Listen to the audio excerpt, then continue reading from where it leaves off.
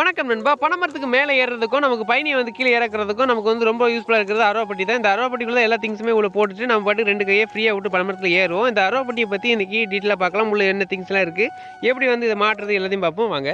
நண்பா, நம்ம அருவாப்பட்டிக்குள்ள என்ன திங்ஸ் இருக்குன்னு பார்க்கலாம். நம்ம எப்பவுமே 2 அருவா நண்பா உள்ள வச்சிருப்போம். ஒன்று வந்து பால் அருவா, இன்னொன்று வந்து மட்ட அருவா.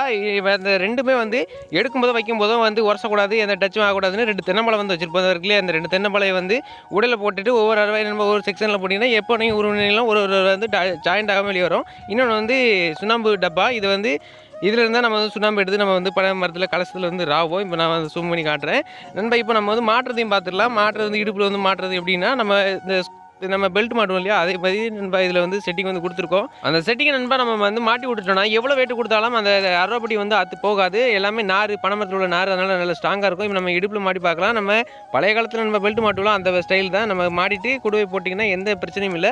இதில் அந்த குடுவையில் தான் நம்ம பயணி இறக்குவோம்.